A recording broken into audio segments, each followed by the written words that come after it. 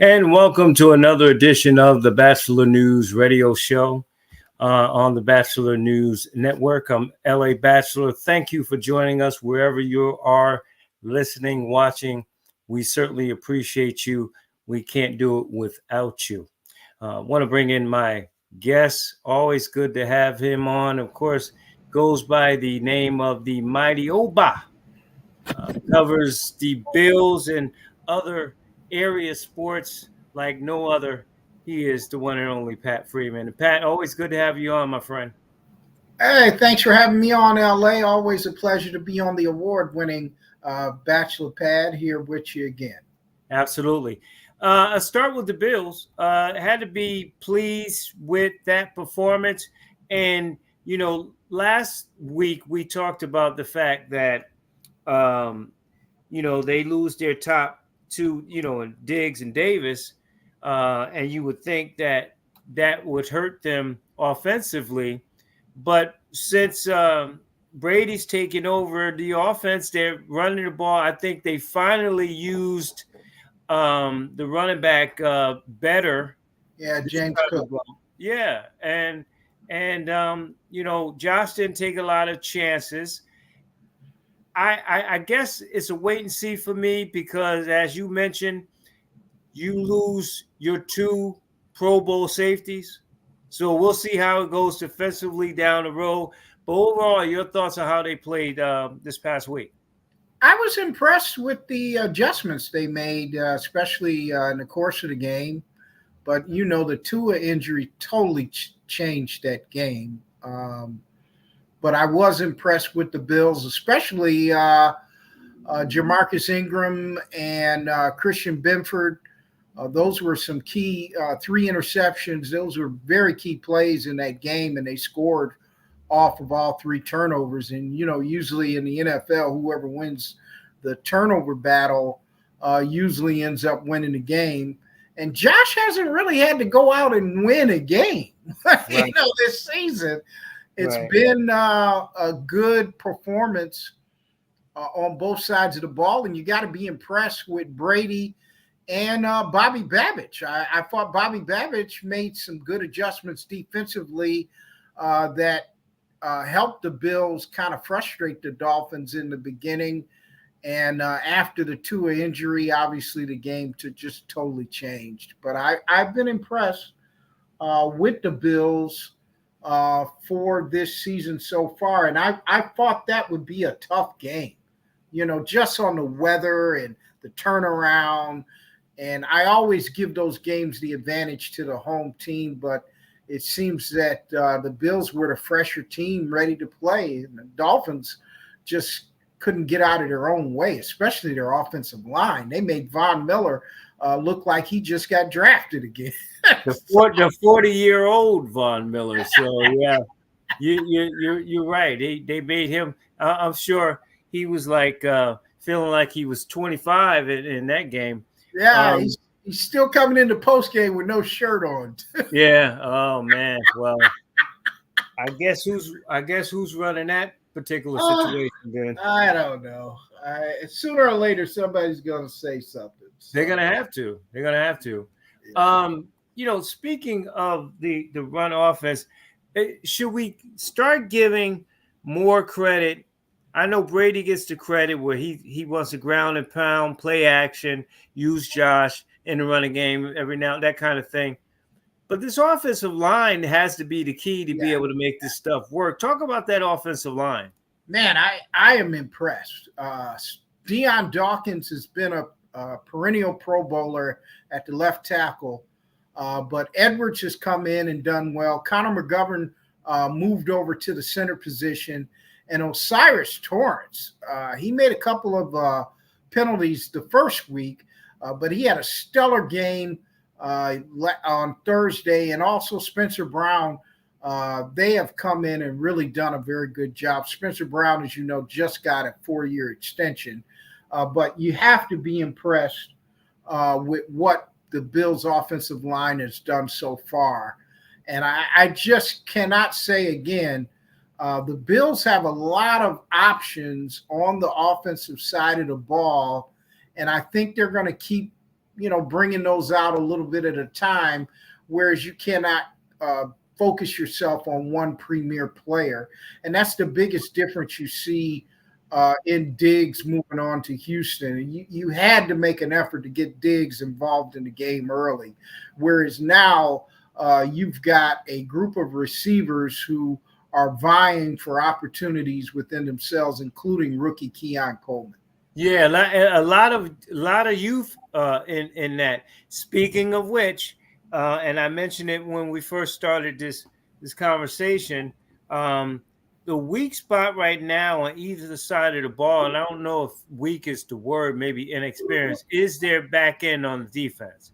So, how do you think they did? Like you said, Miami couldn't really get out of the way, so maybe that is not a good example of how they did. But how do you think they've been doing, and do you think they'll hold up, especially if Buffalo makes a deep run in the playoffs? Well, that remains to be seen. As you know, when you replace two Pro Bowl, really two All-Pro safeties, right, and a guy that's been your best cornerback for over 7 years, Tre'Davious White, that's a big void. But right now, those guys are pretty. They're pretty much so playing pretty well. You've got Rasul Douglas at one corner, Christian Benford at the other, and then Cam Lewis came in and took Teron Johnson. He hurt his forearm in that first game. He's your nickel and dime back, but right. So Johnson should be back. But let's not forget Milano's not there. Yeah, Milano's like out. 5 guys, including the safeties on that side of the ball. Yeah, and you lost Terrell Bernard, right, your captain, out of your linebacking core early in the first quarter. And we'll see as we go on. You got a couple of key injuries there. Milano might not be back until December. He had a torn bicep, had to have surgery. Not sure about Teron Johnson. They're kind of giving us more and more information week to week with that forearm injury. So we'll see. But obviously the Bills cannot afford to lose anybody else. But Cam Lewis, a product out of University of New York at Buffalo, with Jamarcus Ingram, who is out of the University of New York at Buffalo too, which helps their program tremendously, have played pretty well. Jamarcus Ingram had 2 interceptions, 1 taken back for a pick 6. So he had an outstanding game. And this week, James Cook on the offensive side was named the AFC Offensive Player of the Week. And that's 2 weeks in a row you've had Buffalo Bills named either Offensive Player of the Week or Defensive Player of the Week. And it's a pleasant surprise since you had so many changes on this roster.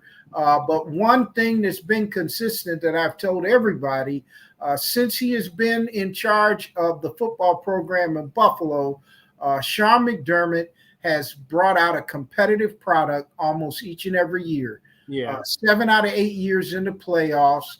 His problem is in the playoffs. It's not during the regular season. He seems to be able to get the job done to qualify for the tournament. But so far, you've got to be pleased with the Bills, and they're getting ready for a tough opponent that has not won a game yet. So you're moving towards desperation. Jacksonville cannot afford to go 0-3. They just can't. I mean, they need a win Monday night out of Buffalo. Well, I'll say this about Jacksonville. They stink. Put it in a W for Buffalo.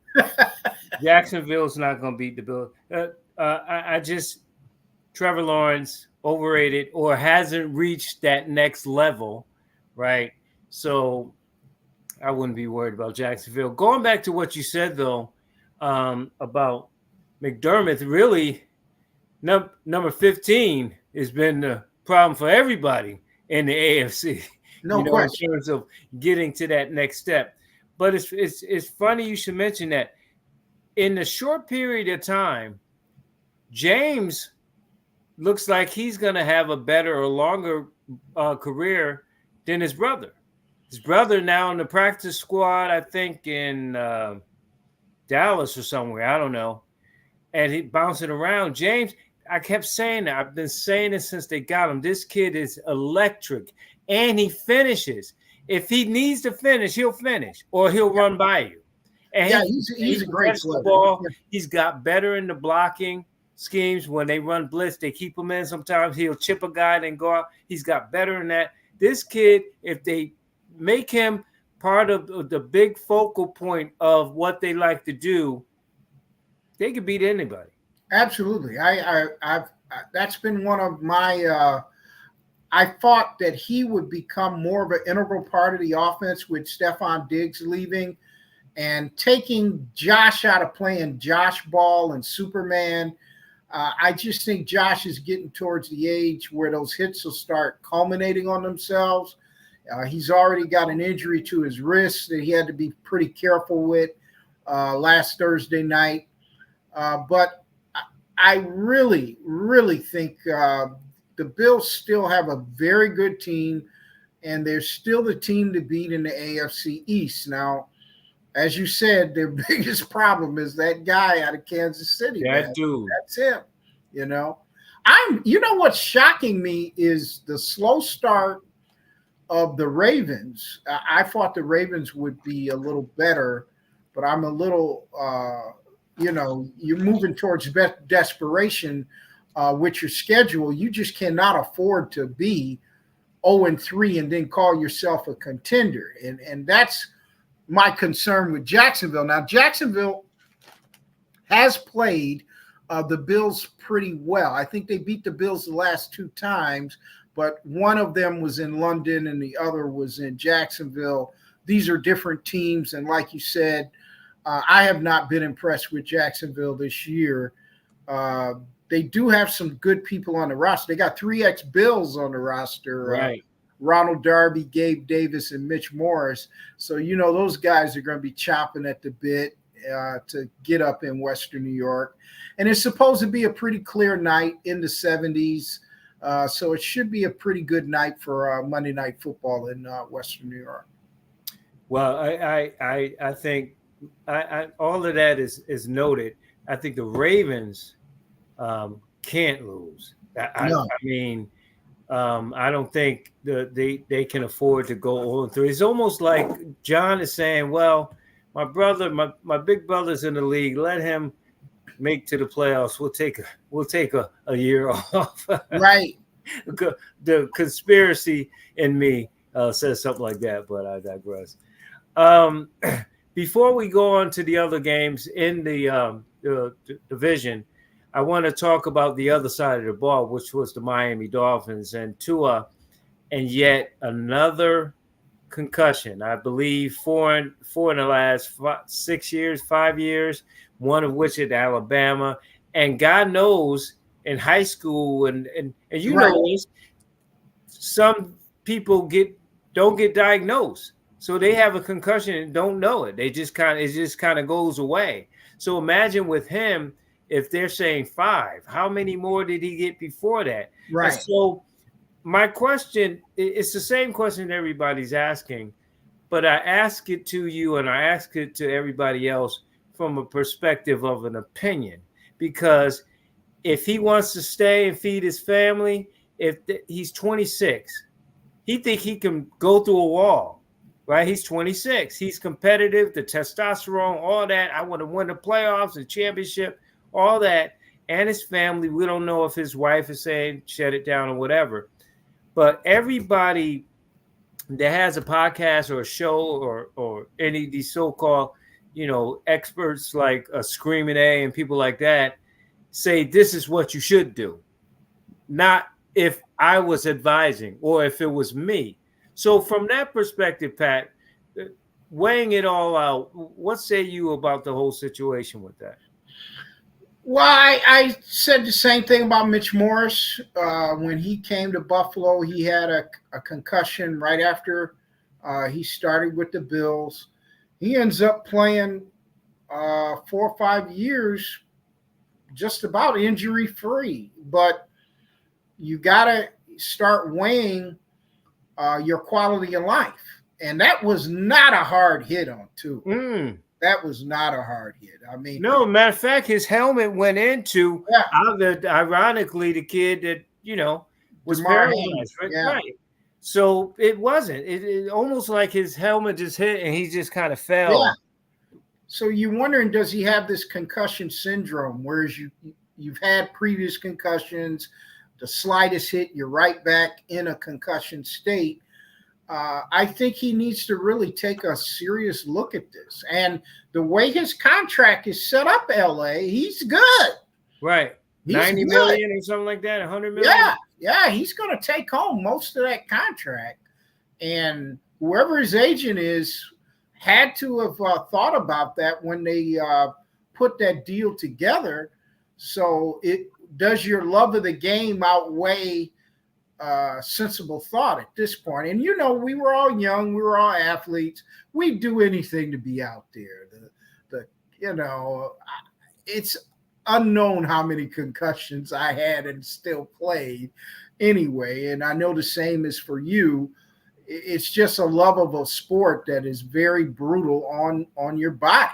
I know of two, but I know even going back to high school, well, shoot, I can go to middle school where I got dinged, right? And remember, this is, I'm a 70s baby. So, it's early 80s going and that kind of thing. So I know, just knowing about it now, that thinking back, well, man, I did have a headache for a long time. Right. I remember playing in one game and bruising my ribs and feeling like, oh my God. And this was a rival. Oh my God, my ribs are hurting. I couldn't breathe. It's up in Connecticut, the dry air and stuff. So I'm just thinking, oh man, I had a serious bruise. Played the rest of the game. In halftime, they gave me some Tylenol or whatever. Played the rest of the game. Found out that my ribs were broken. So to your point that we just feel at that age, put me in, coach. I'm ready to play. Yeah, I'm ready to go back. You don't want to sit on the sideline. They're going to be clowning you, man. You don't want to sit on the sideline. So I get your point. And your backup is ready to take your job. Yes. I mean, that's the biggest thing. As long as you let that guy out there, there's more of a chance you're not going to get your spot back. And, I played many games, beat up. I've had multiple surgeries since playing it. The worst is the shoulder. I had to have complete shoulder replacement. And I hurt both shoulders, played a couple of years like that. And it's just a culmination of events from a sport. Love the sport, but physically, it is absolutely debilitating. And I think he needs to really take a good look in the mirror and make a wise decision. Financially, he's in good shape. I mean, you look at his contract, he's in good shape. So that's not an issue. Right. The issue is your love of the game. You're young. And like you said, we always think we could conquer anything. Yeah. But when you get older and you can't remember how to go to the grocery store and things like that, there's a lot of guys out here that have the beginnings of CTE. And one of the saddest interviews I ever did was at the Super Bowl in San Francisco. I had a one-on-one with Leonard Marshall. And, this is just a great, great person. And he just said that, I'm just going to be mindful of my health and live my best life each and every day, even though I have the beginnings of CTE. And, and here's the thing too, when you talk about what we go through at a young age, and then we continue to do those things. In this case, the pros. Earl Campbell can't walk. Jerome Davis can't go downstairs anymore. Right.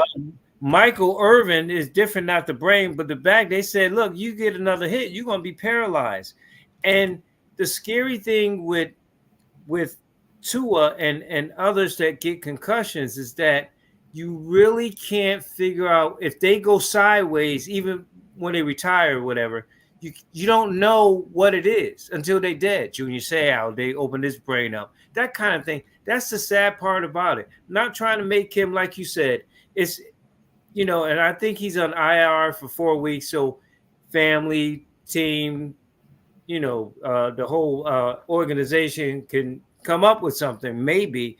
But I just feel I pray for him, man, that he don't, Yeah, collapse and don't get up. God forbid. he's got that second contract. He's good financially, but you and I both know that athletic drive is something else, man. It really is. I mean, look at Ali. As great as he was, those last couple of fights were hard to look at. It's that competitive edge in you that you think you can overcome anything. And I truly hope that he makes a very good decision. But the concussions that was not a hard hit. No. I think he's in that area of concussion syndrome where the slightest hit he's concussed again. And if I was him, I would be thinking about walking away from the game. Yeah, too many. I agree with you. On the field, I know they brought in Huntley, got at quarterback, so he'll be the backup to whoever's starting. Skyler, forget his last name. Thompson. Yeah. Filling in for Tua. What does that do for the Dolphins moving forward? Even if, let's say, okay, 4 weeks later he comes back, will it be too late? Are they going to drop, or do they not contend with the Bills for the division? I think it hurts them. And I wasn't. It was one of you got the Bills early, you got them at home. I thought that was a game you needed to win to compete in the division.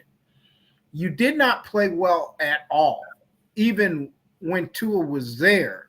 And I think that's coaching too, by the way, Pat. Yeah, I mean, you got to give McDermott credit. He's had McDaniels. Is it Mike McDaniels, right? His coach's name. He's had his number. He's done well against the Dolphins since he's taken over the team and before. Case in point, too, real quick, Pat. Bills just score. Dolphins get the ball with about 4 minutes left or 3.5 minutes left in the second quarter going to halftime, and they go conservative until it's about 40 seconds left. Then they try to score. I mean, and kick a field goal. What is that about? I don't know. I mean, he did that in Buffalo. If you look at the end of last season, the Dolphins were in control of the division. Remember, the Bills were 6-6. They won like 10 or 11 games in a row. Right. No, not 10 or 11 games. It was 6-6. So they won like 5 or 6 in a row. I'm sorry. But I just didn't understand the Dolphins collapse. You got a 2-game lead in the division, and you just collapsed. The Dolphins and the Eagles, yeah. And you had the Bills at home for the division late in the season. The Bills come down there and beat you up again. So you're absolutely right. You got to start looking. Can this coach get you over the hump? And they make so much about these guys, these Wiz, these Sean McVays, and all these guys. They just all the analytics, and they got all these things in their mind. And sometimes you could be too smart for your own self. Absolutely. And I still don't. I said, okay, but the only way they're going to come back and win, they got to outscore Buffalo. So Buffalo just scored. Right. Now it's 28-10 or whatever it is at that point. And you take your time. No timeouts. I mean, they had 3, but they weren't taking timeouts. And then with 54 seconds left, they went into this hurry up. What the hell was that about? I don't know. It was a poorly coached game by the Dolphins, and their offensive line was awful. They look awful against Jacksonville too. Yeah, you're making Von Miller is trying to stabilize his career at this point, but man, you made him look like a 21-year-old, and I don't remember his name, number 73, and him and Jesse Armstead were the tackles. Bills. Yeah. Armstead is at this. Come on, man. How long It's has he not been? over. Yeah. You know, he's a great player throughout his career. I thought his best days were in New Orleans, but Right. I don't know if he's a guy that you can try to compete for a division title. And right now, the Bills are. I don't see nobody beating them right now. And this is supposed to be a transition team for the Bills. I knew they were going to be competitive because of the amount of changes, but but Pat, this is the prime example of what you've been saying and what I've been saying. Take that captain, cape off, play within the game, and run the football. Absolutely. You win. Yeah. That's why. Yeah. And I think they had to do it because he hurt himself the first game. And if he takes a hit on that, he had this big mitt on the wrist. So obviously there's some issues there. And if he does that, this team could win. I mean, you got James Cook. You've got Davis. You've got a good core running back, young running backs. Right. And you've got three serviceable tight ends. You got Dawson Knox. He got hurt a little bit, but he's back at practice. Kincaid, and you have Morris. They're all serviceable. So there's a lot you can do within the framework of an offense that can keep defense, unable to figure out what you're doing. And Josh, just don't take the hits. He played a very, very smart game. But let me tell you something. The Dolphins did not do a thing to force the Bills into any situations that Josh would give you an error.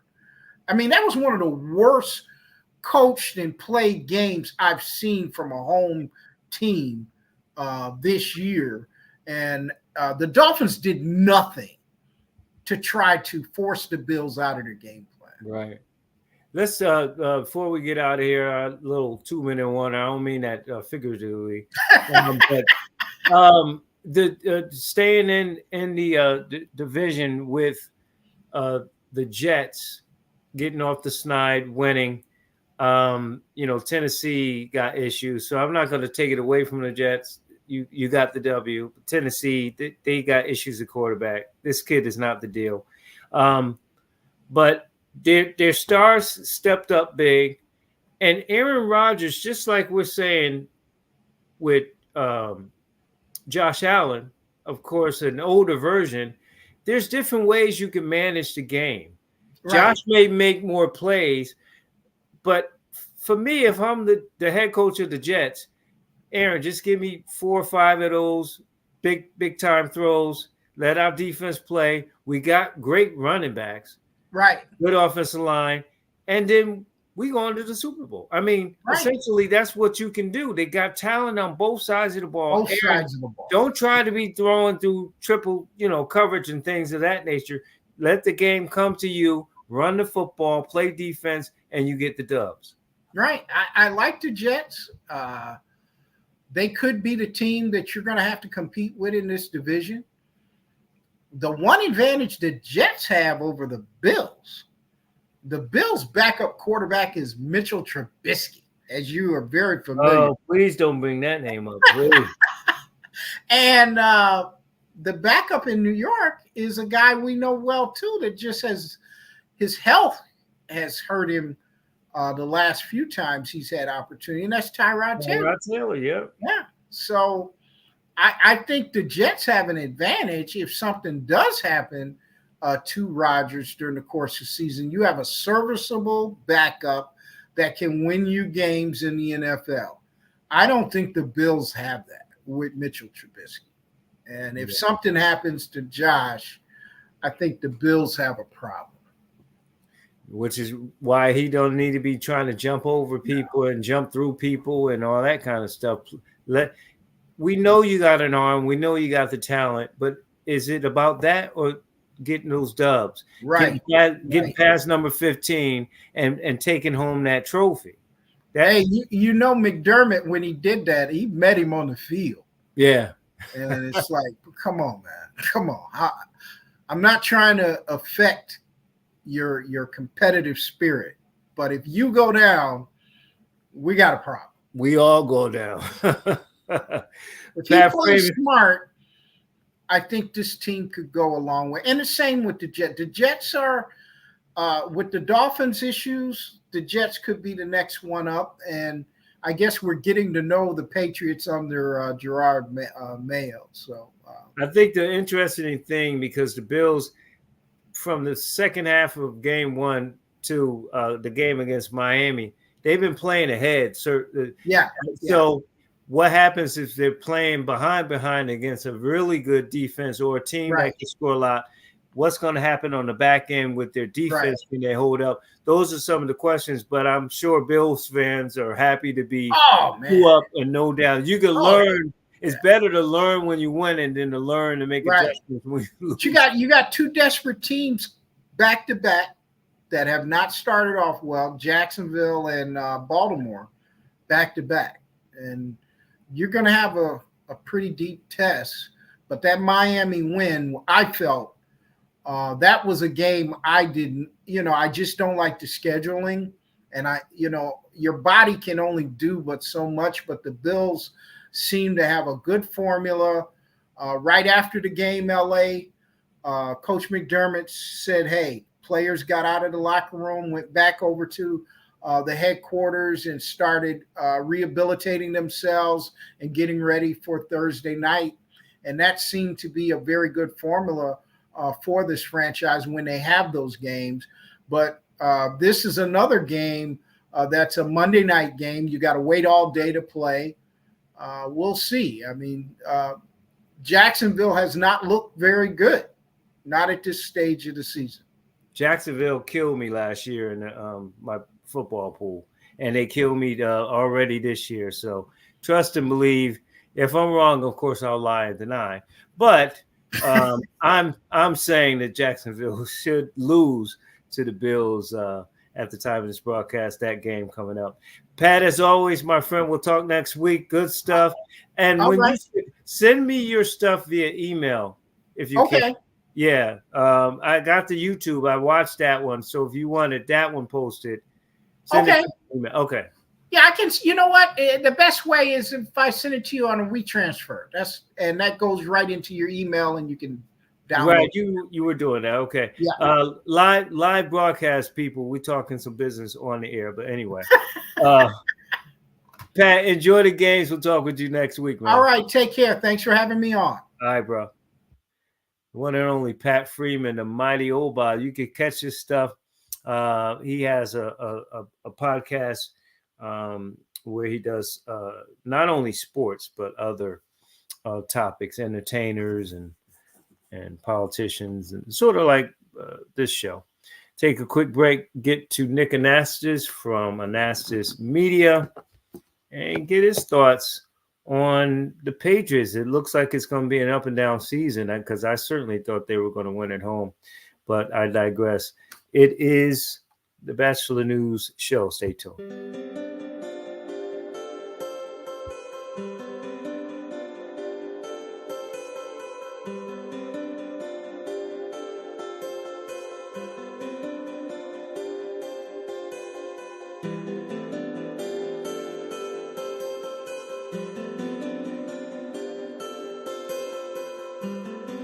Voters 50 and over have the power to decide elections. They vote in big numbers, and they want candidates who will fight for their families and their financial security. They told AARP that protecting Social Security and supporting family caregivers are among their top priorities.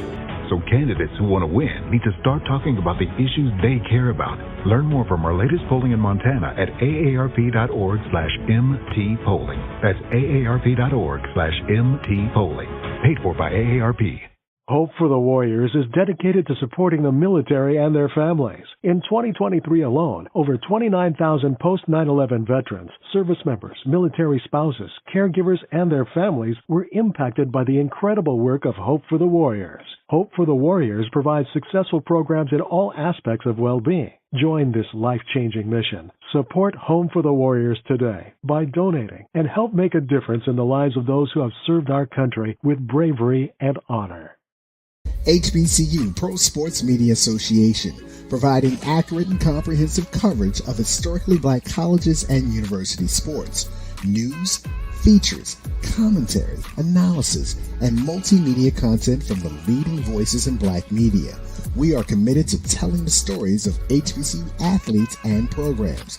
Visit us at HBCU Pro Sports. Hey, this is Craig Batchelor Jr. And this is Kevin Batchelor. And this is Smooth Smooth. And you're listening to the Batchelor News Radio Show on the Batchelor News Radio Network.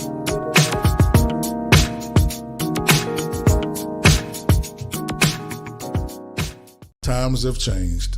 The power to create your own influence through your own network is now in your own hands. As a creative, marketing is essential, and you're limited to the number of marketing vehicles you have access to by the amount of money you have in your budget. We can help get you exposure all over the US, Africa, UK, for as little as $35 a month on our Roku and Amazon Fire Stick network. Big Mind Entertainment, we're the vehicle for creators of today and tomorrow.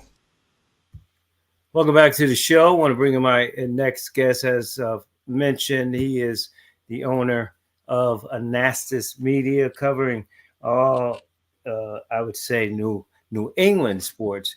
He is Nick Anastas. And Nick, what's shaking, man? I'm good, LA. How are you? Good, sir.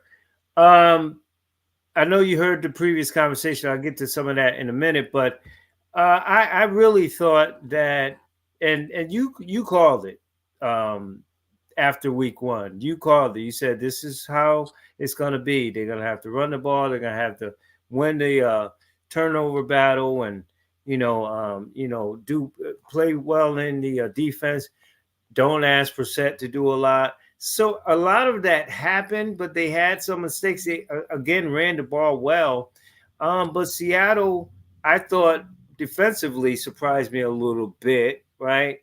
But what did you see in the game was the reason why they actually lost the lead and eventually lost the game? Yeah, when they got off to the hot start, that was the picturesque start they were hoping to get off to. Take the opening kickoff, go down the field, get yourself 6, home crowd's fired up, 7-0. And then that was short-lived. There was a breakdown in the secondary. Long play results. DK Metcalf walks into the end zone. And it seemed like after that point, the momentum swung and stayed, I think, with Seattle. They had their chances in the fourth quarter, especially. The bottom line, it's an L. Everybody was disappointed. A bounce one way or the other, they're 2-0. But at the same time, there's good things to build on. There's things to point at that need to improve. There's a couple players up front that got banged up as a result. So the depth, I think, this week is going to be tested on that offensive line. But, we talked last week about formula, and I think that was evident in straight week. Run the football successfully and hope the quarterback can keep drives alive with third and medium throws. Brissett has done a pretty good job avoiding the big mistake. He's not going to throw, for even 200 yards. He's been under that mark both times. But he's not killing them. But they did have a couple, I think, mental errors on both sides of the ball, including in the secondary in that first half when they surrendered the lead on that big play to DK Metcalf.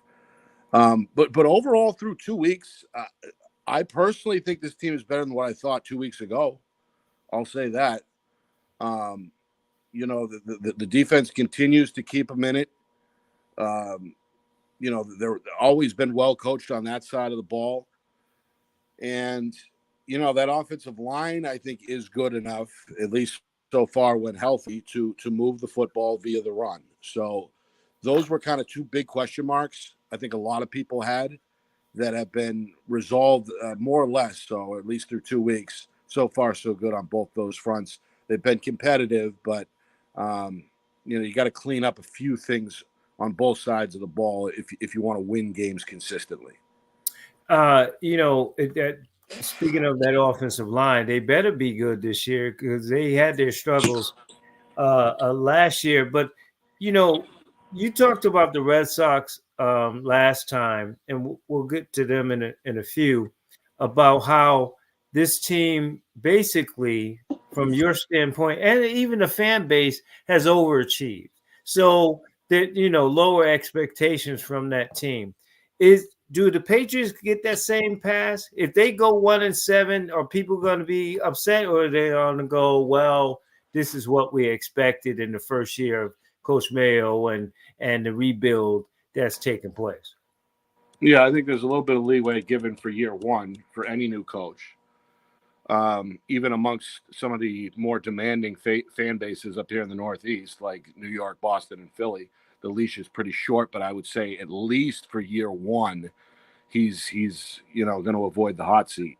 But I guess what I'm asking you, maybe he won't get fired, but let's say they're 1-7. Does the fan base turn on them, even though they understand low expectations, rebuild, but they lose, the next 6 games? Right. And what? Is fan base going to stay with them?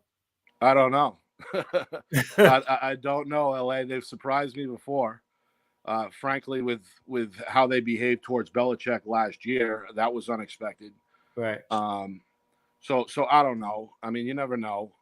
I think the more rational fans will diagnose a 1-7 team and say it's the first year and it's year one, phase one of a rebuild. But let's not put the cart before the horse. I mean, this team is 1-1. You mentioned the comparison of the Red Sox. For me, 500 was kind of their ceiling all year. And right now they're rated 500, 76 and 76. So if they finish around there or above 500, I'd say that's a win when you look at the big picture. But, as far as the Patriots through 2 games, which includes 1 win and 1 overtime loss, I would say that they've slightly played better than what I thought they were capable of. So if they finish 8-9, that's a successful first season of him. And okay. Absolutely, because they won 4 games last year. So if they win 8, that's double the amount. So that's obviously a big win. But I mean, even if it's 4 or 5, LA, if it's more than 4, let's just say, is it better than last year? Is it more than 4? I think that's enough to keep some of the angrier fans quiet for a little longer. You look at this team on both sides of the ball. What side, and or more specifically, what position do you think they're weak at or have a lack of depth? Well, let's stick with the O-line. They made a trade to bring in Vidarian Lowe at left tackle. They spent a 4th rounder on Saidi So. Both those guys are banged up, so their backups is a street free agent named Michael Jordan and a third round pick named Caden Wallace. So we're going to see what those guys are about in short order. And again, if they can't run the football, then what else is there? Right. So those guys have to perform, and they have to perform right away. And that starting group needs to stay healthy. And, if they are healthy and they're capable of operating in sync, we've seen that they indeed can move the football on the ground. So that I think is the group to watch on offense. And then defense, again, I think it's been pretty consistent across all 3 levels. They've gotten good linebacker play. Obviously it remains to be seen with Bentley out. He's going to be out. Right. He's been underrated in the middle of that defense for a while now, the last handful of years. So how do they respond there? Raekwon McMillan steps in. You got Curtis Jacobs, who was, just brought in. Some of these guys we're really yet to get fully familiar with, but they've got an opportunity. And again, they need to perform when thrown into action.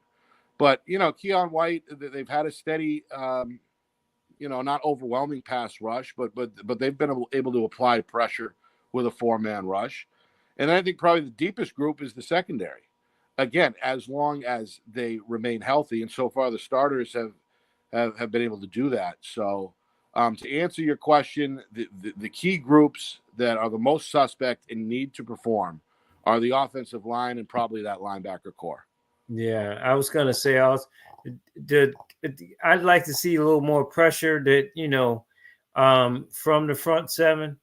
I'm a big 3-4 guy because then you allow your linebackers to hit the A gap, the B gaps, and be able to come in and play the run better. I agree with you in the offensive line because if you don't have depth and your starters are not doing anything, then you're in trouble. Right. You're really in trouble. You're not, and you got a perfectly good back in the backfield that can run the ball and showing that he can. So you need the offensive line to do well. Final Patriot question. When you look at how they play offense, let's say that their play action works as they go on. We'll get to the Jet game at the time of this broadcast. But you run the ball, play action, got double tight ends. They hit the tight end over the middle or hit a receiver in the seam, big play. Can you see them taking that running game play action to trying to go deeper, 10 plus, 20 plus, 20 plus, down the field, even if it's the tight ends who can catch the ball or one of the young wide receivers? I don't think, frankly, we're going to see a whole lot of that because I don't think at this stage in his career, Jacoby Brissett can do it. We mentioned there's limitations and there's ceilings to the personnel. And if we want to be more specific, I think that's it. I think, again, he's designed to manage the offense, not open it up. And I think there's a difference. The less pressure on Brissett, the better. 3rd down and 4 is a lot different than 3rd down and 8. So, and plus this receiver core, we're still not sure what we're working with. Frankly, I mean, they're so young that a lot of them are unestablished. That there's no alpha in the room in terms of target distribution. Right. So it's still early. We're still figuring out what exactly the weapons are on a quarterback that I think does have a ceiling in terms of where he can throw the ball on the field. I think it's in their best interest to stick with what they've done through the first 2 weeks, limited quote unquote playbook or not. If it ain't broke, don't fix it. Yeah, I guess my concern, if I was a Patriots fan, would be, well, we know what we're going to get. So you get a stout Steelers defense or stout Saints defense or whoever that comes in, stops the run, forces him to play. Why not take some chances down the field, I guess is what I'm saying. If it came to that situation where everything that they normally do, that formula that they want to stick to doesn't work, then where do you go after that? I would say well, sure. I hear what you say. My counter would be that, okay, 1st down, we get the ball, we're running the ball, the clock's running. 2nd down, we're running the ball, the clock's running. 3rd down, we're running the ball, the clock's running. That's for a short pass. The guy's tackled short of the 1st down. Okay, the clock's still running. We're still killing nearly 2 minutes by the time we punt that football. We're shortening the game. Whereas if you're going deep every other play, that clock is stopped on an incompletion. So you're just extending the game. So I think the strategy is more ball control. And that's where this offense is tailored to best. Shorten the game, keep the final score in the low 20s and upper teens like we've seen in both games through the first 2 weeks. Well, I would say that Patriot fans should be used to that since Tom Brady left. So it's very conservative. Some people call it boring. I like the running game. But, they should be used to it, that conservative type of style of play. As long as you got a top-tier defense and you can run the ball, hey, I'll take the dubs. Like you heard me say to Pat Freeman, I know Josh Allen is a great quarterback. He's got the arm, he can run, he can do all those things, but he doesn't need to be Ben Roethlisberger the last 5 years of his career, taking too much hits. That's why by the time they should have gotten rid of Roethlisberger, he was really done. And I was saying 5 years before he retired, he was done. He can't get the ball down the field. Josh Allen don't cut your career like that. Get the Super Bowls. I mean, I just don't want to see him get hurt, really, with Tua, which we'll get to. It's just it's the madness. I know you're big and bad, but live to fight another day. Get in the end zone a different way. Get the dubs. That's what it's about. Yeah, and I think he's made steps in that direction. If you're talking about Allen and the progression we've seen since he was drafted in 2018. He may still be a little wild at times, but I think he's much more controlled than he was. When you compare the last, let's say, 2 years versus the first 4. And certainly he's gotten better since. Certainly he's got better since Brady's taken over the offense. Absolutely. Yeah. But I think he had already started to progress, to mature, so to speak, and realize that you've got to, as you said, live to play another down. But just real quick on the Patriots and that quote unquote style of football, at least on offense, we've seen them work well before here with the quote unquote dink and dunk, right? Where they've won Super Bowls based on throwing for under 200 yards a game. We've seen they have especially when they had the running back from Cincinnati. I can't remember his name. Corey Dillon. Yes. Yeah. Right. So I would say the first 3 or 4 years of Brady's career was based on the dink and dunk, run on first and second down, play action on third down. And you could argue that probably the last couple of years Brady was here was kind of the same thing. It went full circle. So, the recipe is there. The recipe is tried and tested. And yes, you may not lead the league in scoring and get all the casual fans to get excited. But at the end of the day, it's about wins and it's about moving on. Yeah, agreed. And you're right. I've seen the difference. I think though, like I was saying, with Brady coming in, he has that rapport with Josh, and he somehow convinced Josh, yeah, you don't have to be Superman every play. You could be Clark Kent part of the day and then part of the game, and then be Superman when you need to be Superman. You don't have to be Superman on every play. Right. And I think that was the issue. Right. And Brady by calling the plays is helping Allen do that. Right. He's been way more aggressive on the ground. Like I said last week, they finished out the year in the top 5 in attempts and yards league-wide. And a big part of that was down the stretch with Brady calling the plays. Right. So, if there's a person on the planet to thank for Josh Allen avoiding a big hit, it's Joe Brady, because he's been calling a series of run plays. Yeah, and let your running backs be running backs. Right. Talking with Nick Anastas here on the Batchelor News Radio Show.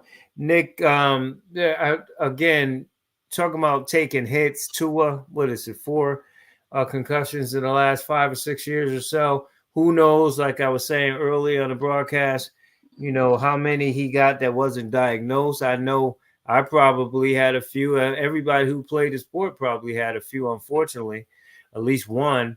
And I keep saying to everybody who asks me about this, I don't want to be in his pocket.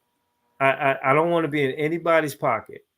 If he wants to play because he wants to be a zillionaire, and he wants to play because it's the competitiveness in him, if he wants to play for whatever, he's a grown man. He might be a young grown man, but he's still a grown man. Certainly, I'm sure his wife weighs in, his parents and everybody else. But, we need to give our opinion, not tell him what to do. And I'm certain that there's some people close to him that is trying to tell him what to do, which to me at 26, he's probably thinking, well, you're not going to tell me what to do, which could be have a negative effect on him. But what do you think, based on your opinion of his situation with the concussions? I mean, he's a chronic concussion person now, which is scary. But 26, testosterone. I want to win a division. I want to win a playoff game. I want to win a Super Bowl. I want to stick my chest out. I'm an athlete. I can go through walls. What do you say to someone like that? It's a good question. I mean, look, nobody knows more about the situation than Tua himself. He's the one who's been through it. He's the one who's spoken to the doctors. He's gotten all the, secondhand opinions. Ultimately, it boils down to his decision. As you mentioned, he's a grown man. It'll be interesting to see how Miami plays this. It will, because they caught a ton of criticism 3 years ago. When he had, was it 2 or 3? I'm not sure, but it was bang bang. Yeah, it was a Thursday night and then a Sunday night, or a Monday night and a Thursday night, or something like that. Yeah, only a few weeks apart, if I remember right. Yeah. And Miami got a lot of criticism for that. And obviously the NFL looms large in the background. They're going to get the criticism as well. So it'll be interesting to see how it shakes out from a public relations standpoint for both the player, the club, and the league. But I don't know. As far as, how many concussions he's had or whatever, I mean, 4 is probably enough. I think you start to push it after that. Without getting too deep into it, I've known someone for a long time who has had 9 concussions, and now at 42 years old is starting to pay the price. The lighting in the room can trigger these monster headaches, headaches that can last for 24 straight hours. Just not blurry vision, just not good stuff. So, it depends on risk tolerance for the individual. What is Tua ultimately going to do? I don't know. I can't predict it, but I do know that it's his decision and his decision alone to make. And that's some scary stuff. And I can say that because I experienced it. The headaches. I was slurring my words. They go through the whole drill. What day is it? Who's the president? Those are real questions they ask on the sideline. At least the experience I had. I mean, the chronic pain, and a lot of times when if it's a mild concussion, you're still running on adrenaline, so you want to go back in the game, right? Unless you're dizzy and queasy and stuff like that. But the vomiting, all the different things that you go through and you don't even know. And just look at the pros, as I mentioned. When you look at Earl Campbell, barely walk. Jerome Bettis can't have stairs in his house. Right. He can't go up and down stairs. I mean, look what happened with Junior Seau. They didn't. He lived with that, and they had to open up his head to find out what was going on, which is really scary and really sad. Mike Webster. Yeah, my beloved Mike Webster, same thing. And so it's really, obviously, what you're getting into is a dangerous sport, although the lighter side of it, I got into football to try to pick up girls, but so anyway, but the point is that it's a dangerous sport, right? And so you don't know what you're going to get. So I guess he goes on IR for 4 weeks, and then I guess they make the decision there. And you're right, Miami's under the pressure. They're more under the gun than he is, because he gets to decide yay or nay.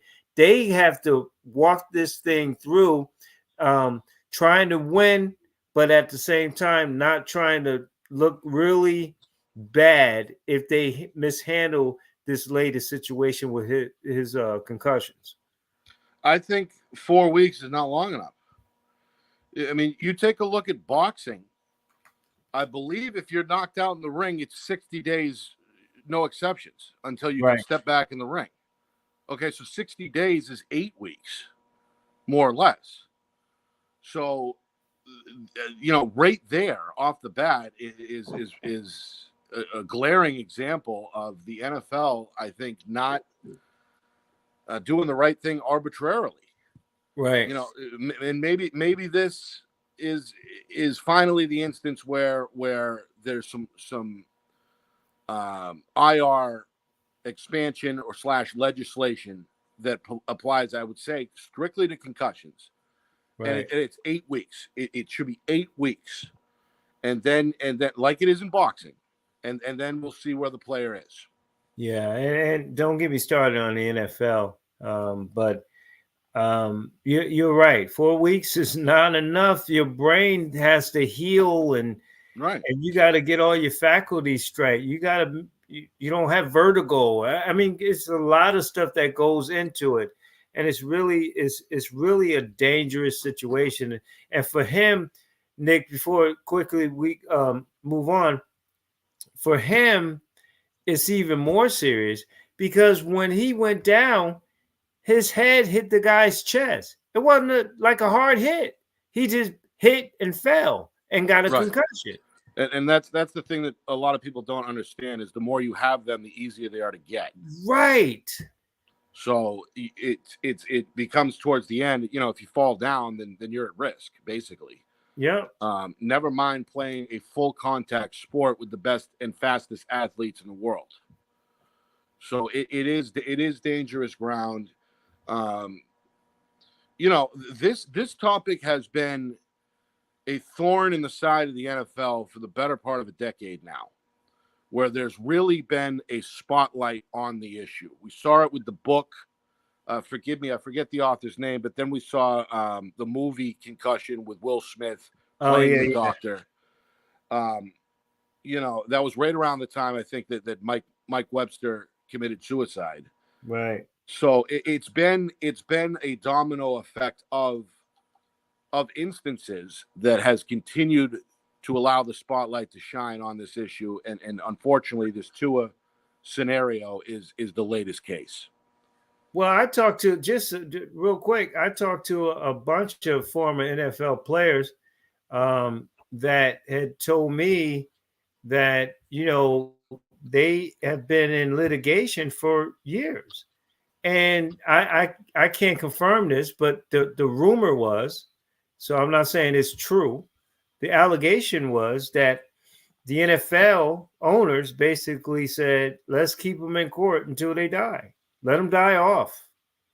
And it may not be the truth. May not be the truth. I'm not saying it is, but if you look at the facts and all these guys going back to this played starting the 60s and 70s, Nick, still looking for insurance because they played the game, and they're still in litigation. They're in their 60s, 70s, 80s. Right. It's a typical strategy for a corporation, and in this case, it's the NFL, who has basically unlimited resources, including financial resources, where dragging out a court case is in their benefit because they have deeper pockets.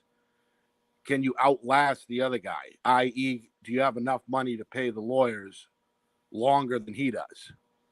And unfortunately, it's a David versus Goliath scenario a lot of the times financially, with the former players going up against a $13 billion a year corporation in the NFL.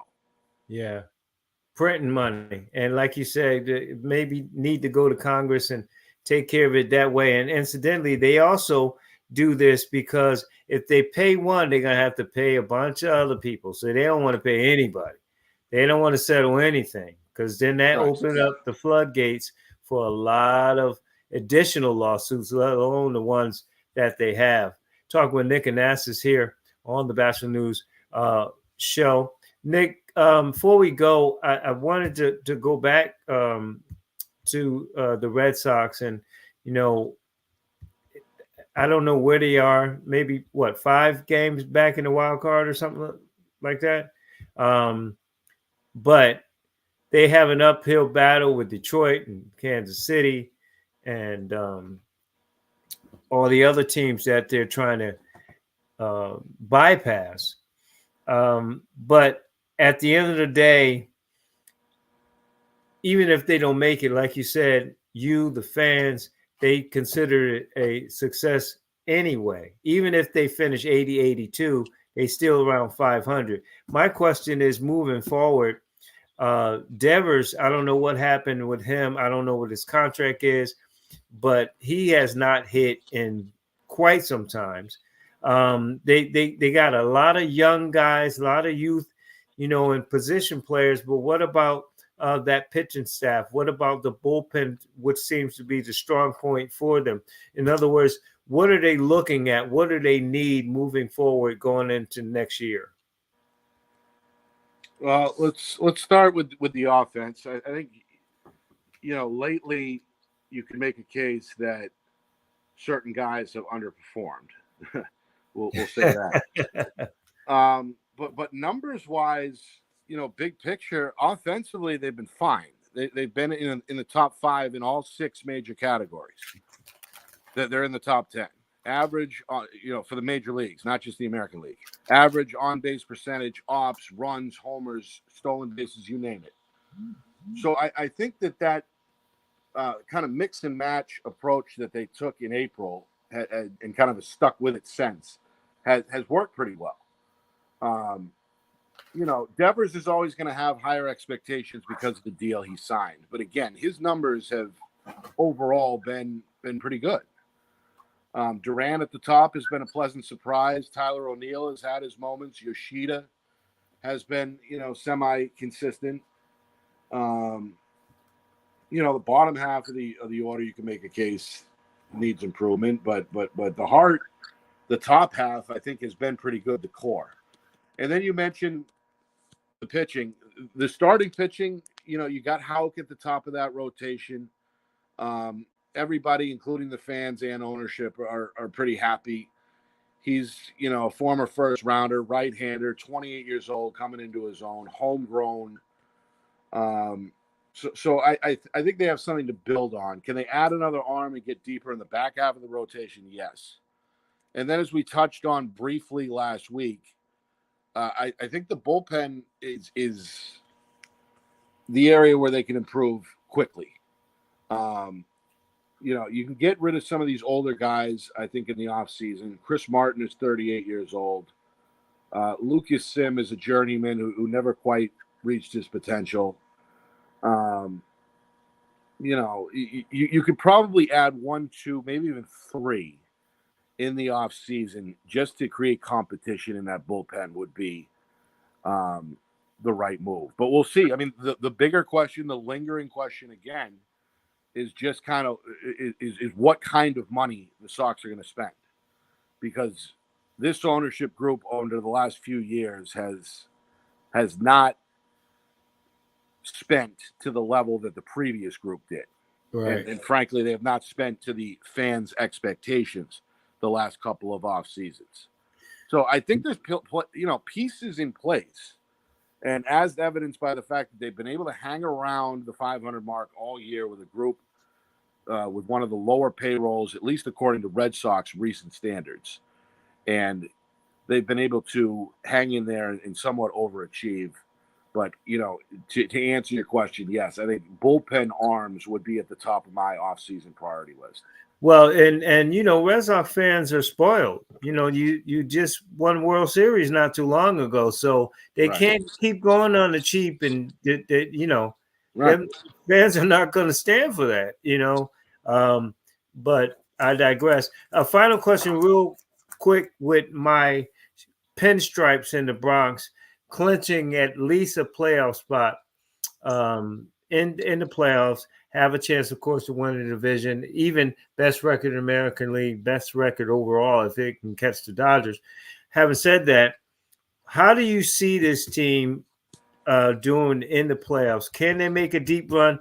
The only thing, and people will say you're a Yankee fan, but the only thing I say as a positive is that, or an advantage, is that we're getting healthy on our pitching staff and our bullpen, and a lot of the other playoff contenders are not. Right. You mentioned getting healthier. I like Clark Schmidt, at least what he was able to do in April and May. He got off to a good start.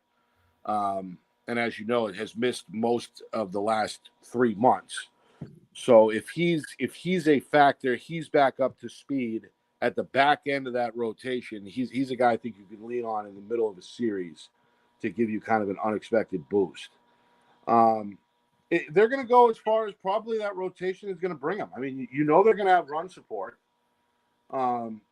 You've got Garrett Cole, who's at 34 now. You know, had some success with Houston, some postseason success, but I think he's still hungry with something to prove. But he's got a nice balance. But if it's indicative of his last start, we're in trouble. Right. Obviously, he's got to get over that. But overall, again, he's been pretty good at the top of that rotation. Same thing, I think, with Rodon, who's really been good lately. You know, and then you've got three capable guys at the end of the bullpen. No, I don't. I can't trust. You don't like Luke Weaver? No, Weaver. Yeah, I'm talking about the blowing all the saves. Clay. But you got Clay Holmes. Yeah, Clay Holmes. Thank you. Right. I wasn't really even considering him. 13 blown saves. I think he's got. I think he comes across as a bulldog.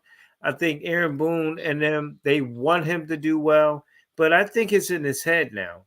It's in his head. You got to, because when they bring him in middle relief or, in the 7th or something like that, the 8th to get 3 outs, they're up 2 or down something, he does well. But you saw yesterday against Seattle, time in his broadcast, that he couldn't hold the lead. He got tight, and gave up the home run. And so I have Weaver. He should be the closer right now. Right. No, and there's other options too. Right. You got Canale and Cousins who have been pretty good lately too. Yeah. 2 other right-handers. So, who have been in safe situations. So there's options there. I agree. I've never been in love with Holmes. The blown saves is nothing new with him. Right. But, so I think now he's just another arm. I don't think he's seen as the guy to.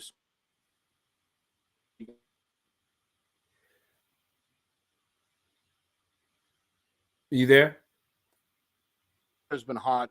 Canale Cousins have been hot. Can you hear me? Yeah, I can hear you now, Nick. Go ahead. LA? Yep, I can hear you. Yep.